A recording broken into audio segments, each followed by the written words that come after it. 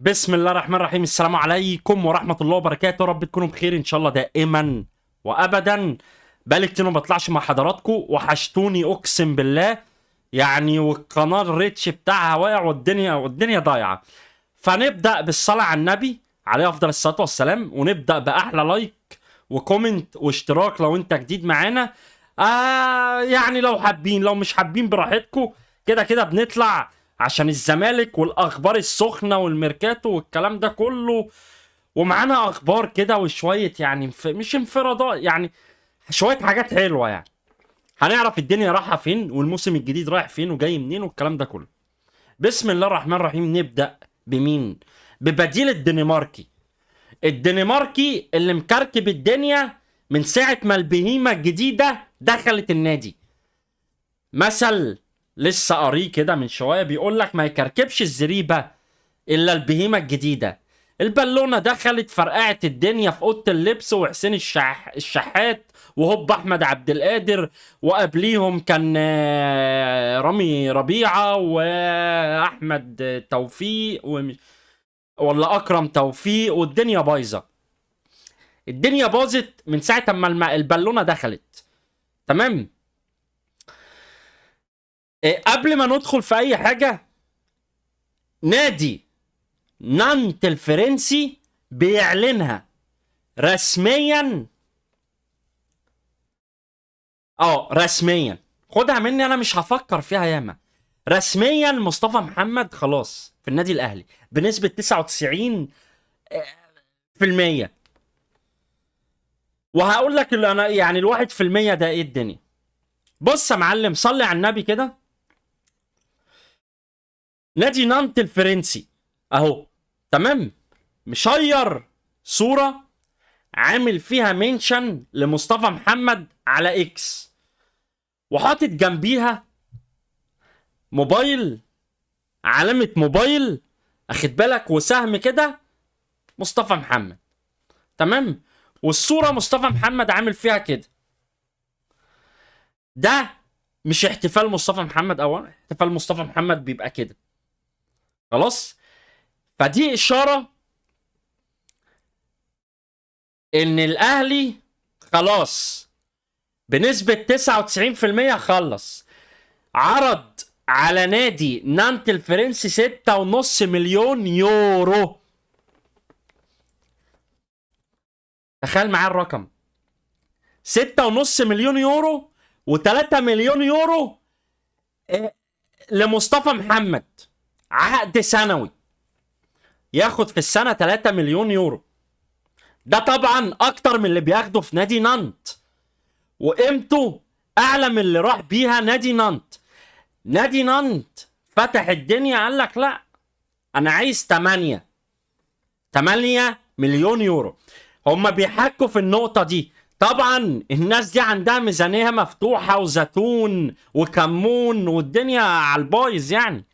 اصل انت بتتكلم في نص مليار جنيه لزيزو وابوه، زيهم لامام عاشور.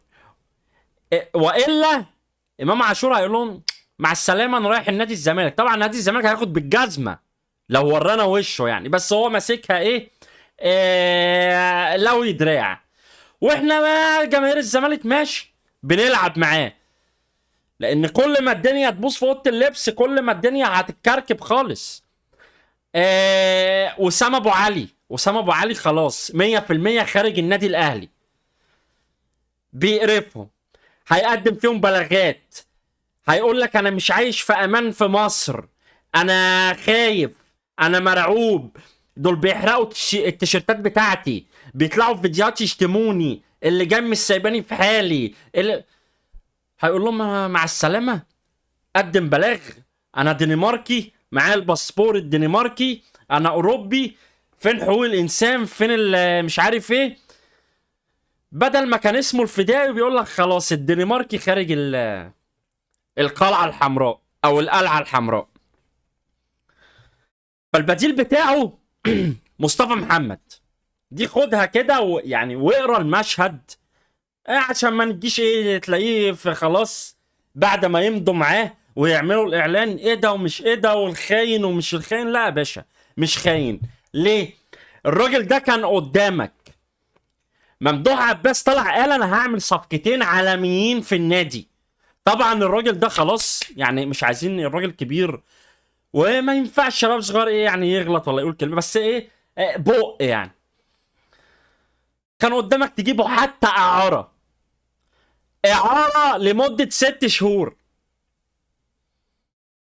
يظبط لك فيهم مع المدرب الجديد مع اللعيبه الجديده، يقعد ال6 شهور بتوعه بمش عارف ايه، ولعيب مصري مش هياخد مكان اجنبي والدنيا حلوه يعني. تقاعست وتخاذلت معاه، ما تجيش تلومه بقى بعد كده، لان اللي بيتعرض عليه مبالغ يعني فوق الوصف.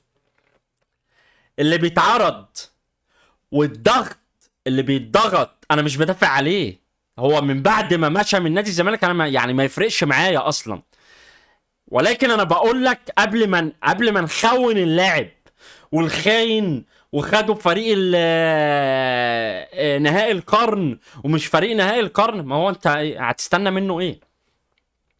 انت النار يا باشا، النار ربنا خالقها بتحرق، ربنا خالق النار تحرق، انت مستني النار يعني تسقيك ميه مثلا او تروي عطشك؟ مش هتعمل كده. كذلك النادي الهسيوني ده هو نادي ابن 60 في 70، فهتستنى منه ايه؟ هيفضي الفريق بتاعك. اي فريق عندك هيطلع هيعمل عليه ضغط. حسام عبد المجيد، بعديها هيبقى محمد شحاته، بعد انت فين بقى؟ انت فين؟ احنا هنفضل كل ما ياخدوا كتكوت او بالونه الخاين ومش الخاين والجعان والشحات؟ مش هينفع، هم جعانين وشحاتين.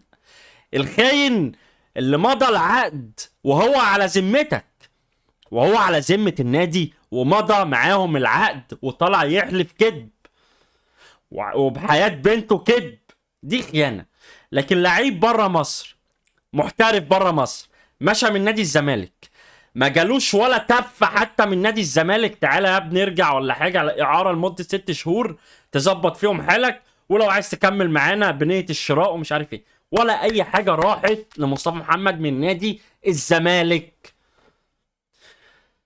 كابتن او الاستاذ ممدوح عباس طلع قال اكتر من مرة انتظروا مني مفاجأة لنادي الزمالك ومش عارف مين، هجيب 2 لعيبة سوبر السوبر السوبر.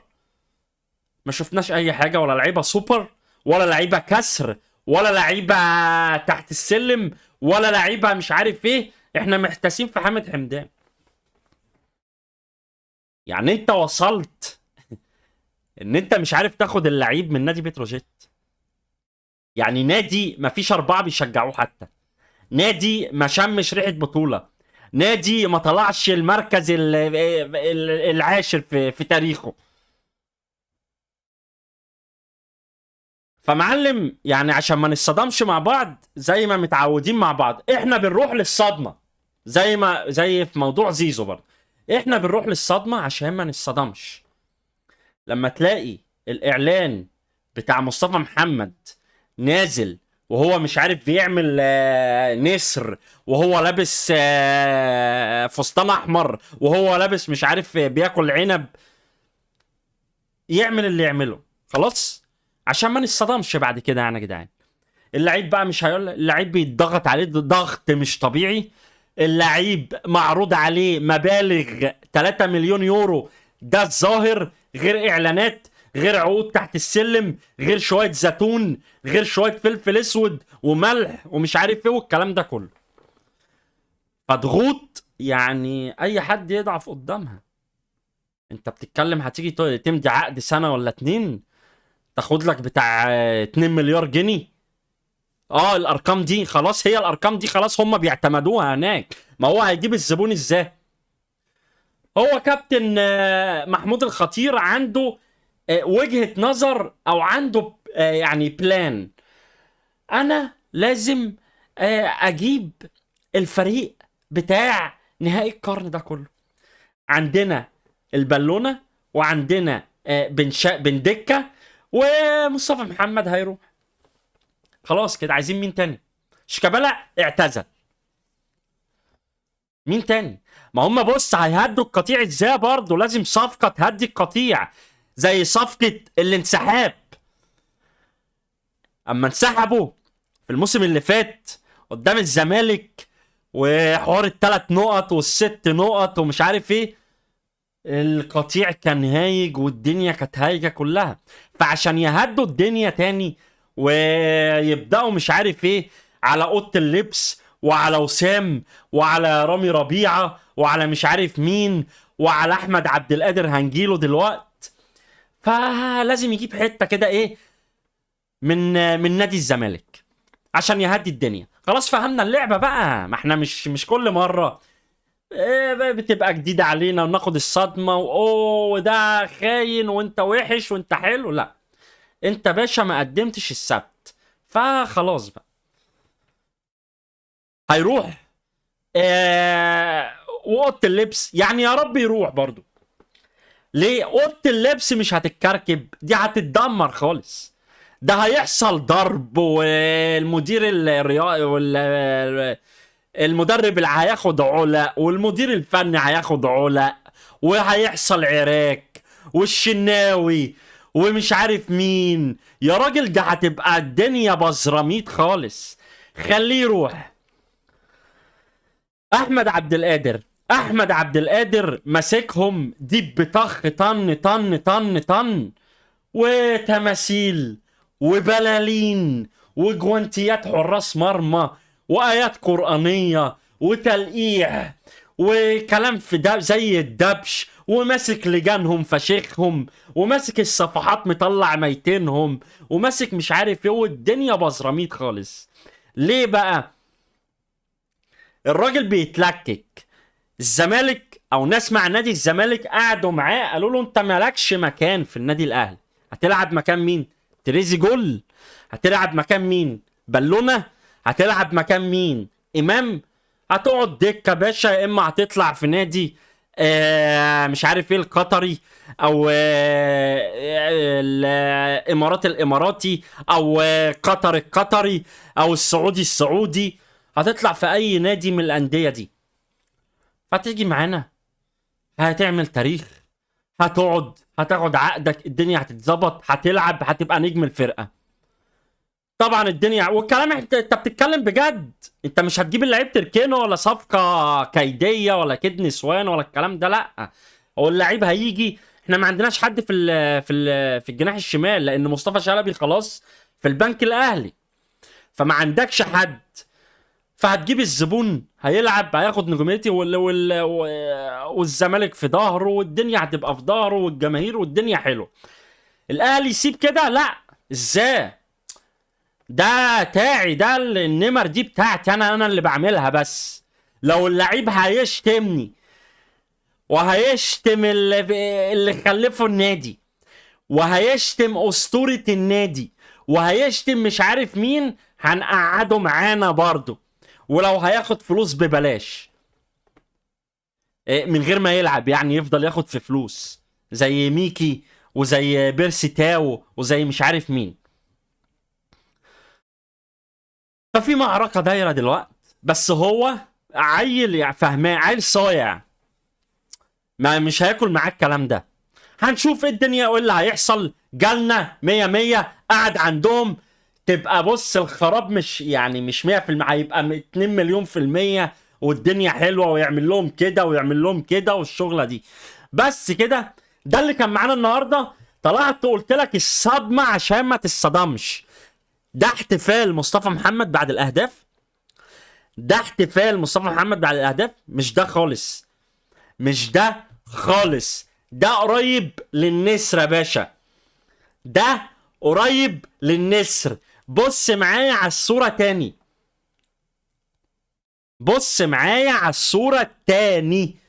ده قريب من نسر اهو.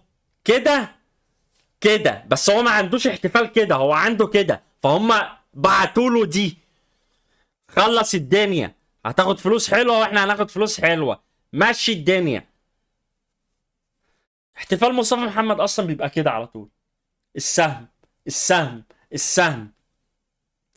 لو انت متابع يعني او شفت اهدافه او الكلام اللي بيشيره. طب ليه نروح بعيد؟ تعالى كده هقول لك انا. خد يا باشا اهو، ده بوست عنده اهو، واحد اهو، تمام؟ ده سهم بيزحلق ويدي السهم بالظبط زي الشعار اهو، متزحلق نفس الزحلقه ونفس السهم. فين تاني؟ اتفرج يا باشا، كل ده على صفحته على اكس. جيب لك واحده تاني وخلاص كده. ادي يا عم اهو، بيسحب السهم عشان يحطه ويسحب. كفايه كده يا عم اهو. يا نهار ابيض يا جدعان. فخلاص يا رجاله، عشان ايه ما نصطدمش يا زملكاويه، ومفيش صدمات، بل في دشمله عندهم هتبقى في اوضه اللبس. اهدار مال عام، الضرايب هتفشخهم، الضرايب مش هتحل من عليهم. هما دلوقتي اتحاد الكره بيماين ويمايز، بس هيجي وقت هيتفشخوا في الضرايب. ترومبا اللي هو بتاع امريكا ابو شعر برتقاني ده هيفشخهم في الضرايب، بس معاهم يعدوا. طبعا عارفين معاهم منين. بس كده اشوفكم على خير ان شاء الله. معاكم زمالك كريم من قناه زمالكولوجي. علم الزمالك مش اي علم، علم الزمالك مش اي علم، شعار الزمالك مش اي شعار. هنطلع معاكم تاني، منتظرين حامد حمدان، منتظرين الصفقتين السوبر من ممدوح عباس، وانا متاكد ان هم مش هيجوا، والله اعلى واعلم. اشوفكم على خير ان شاء الله. سلام. رايك بقى يا اسطى بقى.